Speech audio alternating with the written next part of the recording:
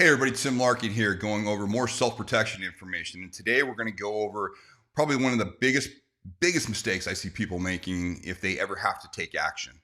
But before we do that, please subscribe to the channel. You know, this channel is growing really fast. I'm really enjoying doing this, and it's really because of you all sharing the information and getting other people to come in and join. You know how difficult it is right now to get any kind of information like this out. You know, everything's being suppressed.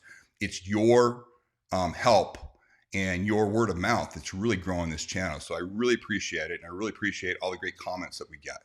Now, that said, let's get right into it. So today I actually made an infographic because I'm getting really good at this presentation stuff here. Anyways, the graphic says, as you can see, it says never slap a killer. This is something that, you know, over the years, you know, the past 20 years of us doing trainings, we started coming up with this, you know, when we talked to our military and law enforcement operators and some of our specialized security people that we worked with and a lot of the private military contractors. It was critical that if you're going to put your hands on somebody that you get a result. There's too many situations that I see, especially in these self-defense, reality self-defense training scenarios where I see a couple of things happening. One, you're being taught to respond to things that you don't need to respond to. Bar fights. I mean, some of these scenarios are freaking ridiculous. I mean, it will get you a fast track right into the prison system. That said, let's just, you know, totally forget about that. What's even worse is a lot of the first movement that they're showing doesn't get a result, meaning nothing changes in your favor. And that can be absolutely critical in whether or not you live or die in a truly, you know, grievous bodily situation. Now, let's make sure we understand my threshold for that. You know, when I'm teaching people, here's the idea. You have to be completely devoid of choice before you would ever use the tool of violence. What does that mean? That means if you could talk your way out of it, you would. If you could apologize and make things better with the person, you would have. If you had an exit, you would have got out of there. But you can't. You're devoid of choice. You have no place to go. And if you do not take action, you're going to be facing grievous bodily harm. Basically, if you don't take action, you're participating in your own murder.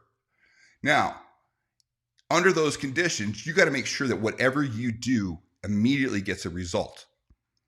So I picked a video out. I have tons of these videos.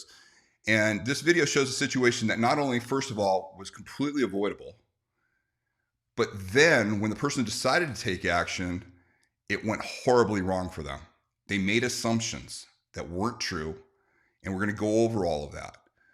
But the reason I show you this is because I want you to understand the high threshold you should always have for yourself on whether or not you would ever use a tool of violence. And number two, how important it is that you train to make sure that you get injury to the human body.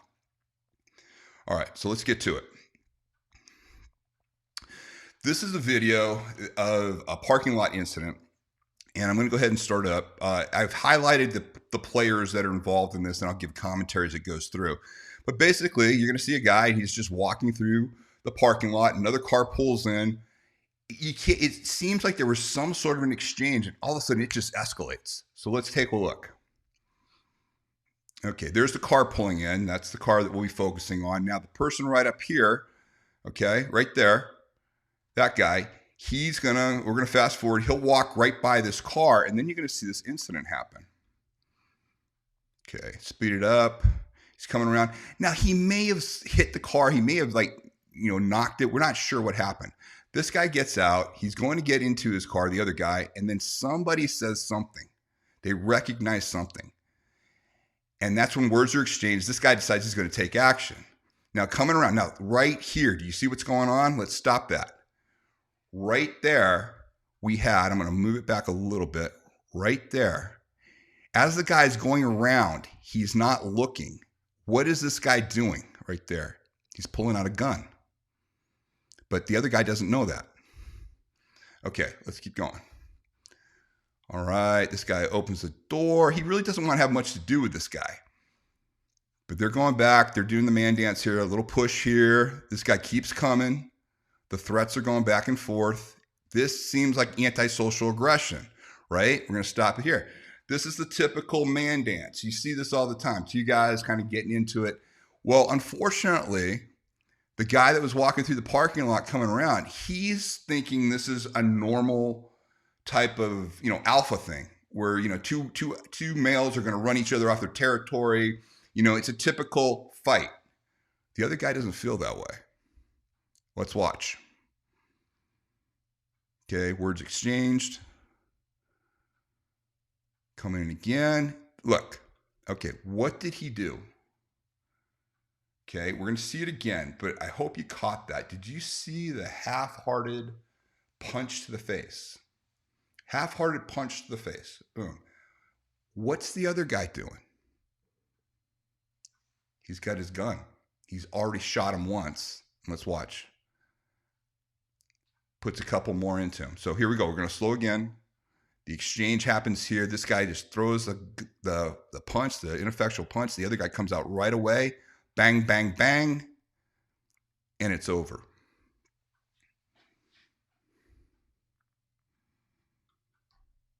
That's what I mean when I say never slap a killer.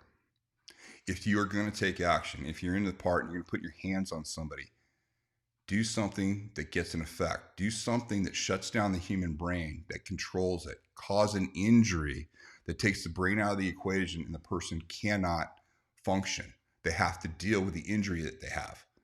Okay. The reason we look at sports injury is because those are injuries that shut down the human body. Okay. It's physics and physiology going badly, where a piece of anatomy gets, attacked and the whole body starts to shut down. It has to react to the trauma, whether it wants to or not. What did this guy do? This guy threw a half-hearted arm static punch at the other guy's face. It did nothing to him. This happens all the time in intermale aggression. Why do guys always headhunt? Why do they always punch to the face? They're trying to shut down communication. I'm trying to shut you up. The other guy didn't want to shut him up. The other guy wanted to end him. And he came back and he had his gun and bang, bang, bang right away. It happened that fast. Asymmetrical response on that. Now, the sad part about this is what? It was completely avoidable. There's no reason this had to happen. I see this happen often with people where they think they have to respond to something. Now, maybe the guy called my name. Maybe he did something. He could have disengaged. He didn't have to go in there. You saw the other guy had a girlfriend in there and she was out. Now, was it gang related? It probably was gang related. But the reason it was worth sharing with you is because I see so many people wanting to jump right in right away and get that, especially amongst males, get that intermale aggression. Now, women, you're probably thinking, oh yeah, this is typical of guys. No, I've seen women get very mouthy and very indignant, especially during verbal exchanges, and they'll get right in people's faces, and you never know who you're dealing with. I have a policy where I treat everybody like they're 6 seconds away from a shooting spree, and I don't want to be the one that triggers that. Now, listen, I'm really well trained, obviously, in what I do. I've been doing this forever. I know how to shut down the human body very quickly, but guess what, guys? I never want to use that information if I don't have to. It's something that you have no idea what it's like. If you have to use this information, it's for survival purposes only. You don't want to play when it comes to violence. And if you're going to put your hands on somebody, make damn sure you're getting a result. If you don't know where injury to the human body is, make sure you contact us. Somewhere in here is a link that you can go to. You get a lot more content. You just give us an email address and we'll start educating you on how to get real injury on the human body so you can save your own life. But more importantly, you need to recognize what you don't have to respond to. This kid didn't go home. That was it. So anyways, this is Tim Larkin signing off right now. And remember, never slap a killer.